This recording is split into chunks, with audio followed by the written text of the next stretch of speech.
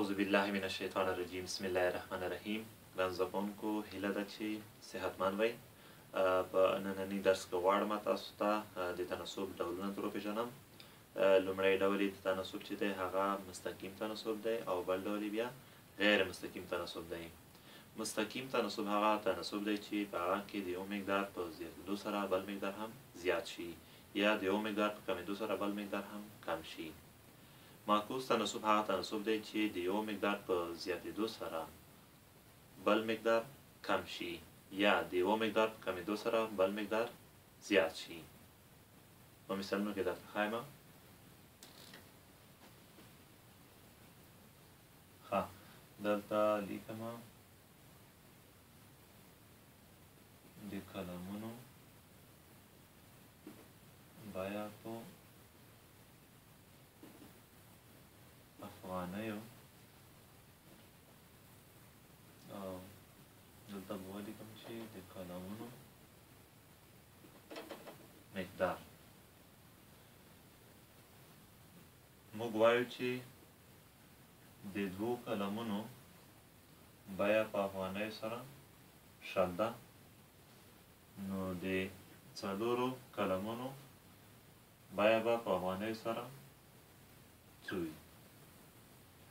دلته لکه څنګه چې د کلمونو مقدار له دوو څخه څلورو ته زیات شوی دی، نو دلته به خامخا دغه بیه هم د شلو څخه زیاته شوې وي. نو دغه ډول تناسب چې په هغه کې د یوه مقدار په زیاتېدو سره بل مقدار هم زیات شي مستقیم تناسب دی.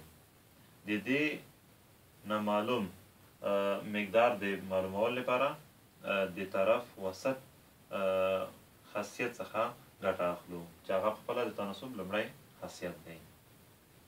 نو دغسې کوو، دوه په ایکس کې ضرب کوو، دوه ضرب ایکس مساوي کېږي څلور ضرب شل. دواړه طرفونه د ایکس په ضریب باندې ویشو تر څو د ایکس قیمت لاسته راشي. دوه به له دوو سره اختصار کړو، یو وارې دوه، دوه وارې دوه. دوه به په شلو کې ضرب شي، څو به شي؟ څلوېښت. ایکس قیمت څو شو؟ څلوېښت.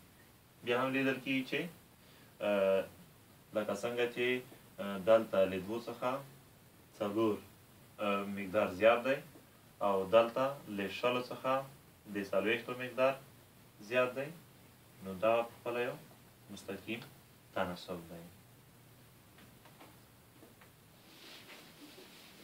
او دا په ساده ډول دغسې لیکلی شو، دوه پر څلور مساوي کېږي شل پر څلوېښتو سره.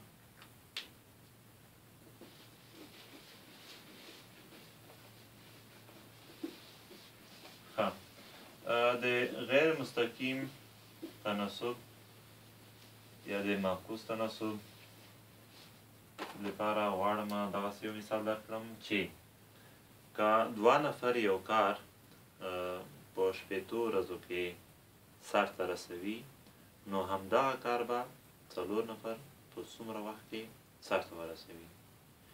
دلته معلومه خبره ده چې دوه کسان چې یو کار په شپېتو ورځو کې سرته رسوي، نو دغه څلور کسان به خامخا دغه په کم وخت کې سرته ورسوي، ځکه دلته د کار قوه زیاته شوه.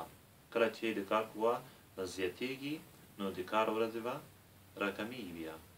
نو دغه ډول تناسب ته بیا غیر مستقیم تناسب یا معکوس تناسب وایي.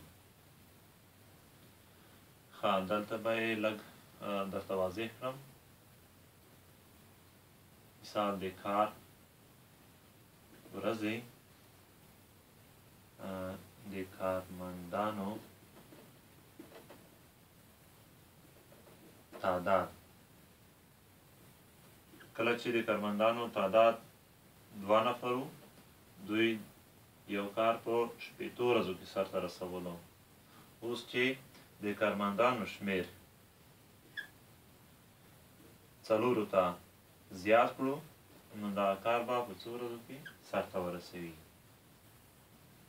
دلته لکه مخکې مو ویل چې 4 کسان به دغه کار په کمه ورځ کې سرته ورسوي.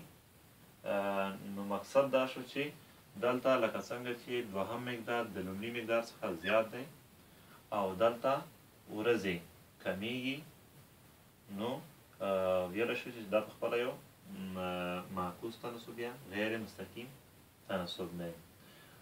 خو که د ایکس قیمت معلومول غواړو یا دغه مقدار معلومول غواړو، لکه څنګه چې دغه تناسب یو معکوس تناسب دی یا غیر مستقیم تناسب دی، نو په دغه دوو طرفونو کې به یو طرف معکوس لیکو، یعنی سرچپه کوو به یې. فرض کړئ دغه سرچپه کوو، دغسې لیکو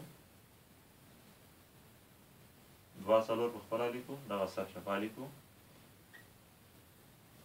ایکس د شپېتو ځای ته وړو، شپېته د ایکس ځای ته وړو، بیا یې طرف وسط ضرب کوو تر څو د ایکس قیمت معلوم شي. 2 ضربې شپېته مساوي کېږي 4 ضربې ایکس. دواړه طرفونه د ایکس په ضریب شو. 4 به د 4 سره اختصار شي، دا به هم اختصار کړو. 1 وارې 2 2 وارې 2 بیا 1 وارې 2 2 وارې 3 صفر به خپله راواخلو. 1 ضربې 10 10 کېږي، یعنې ایکس قیمت شو 10. دغه داسې دې خوا ته هم لیکلی شو چې ایکس مساوي کېږي 10. دا چې د ایکس قیمت 10 شو، اوس لیدل کېږي چې دلته د لومړي مقدار څخه دوهم مقدار زیات شوی دی او دلته د لومړي مقدار څخه دوهم مقدار کم شوی دی. نو په واضح ډول ویلی شو چې دغه یو غیر مستقیم یا معکوس تناسب دی. ښه زده کوونکو، درس دی همدلته بس وي. بیا چې د یو بل درس سره زرېږم، د الله په امان.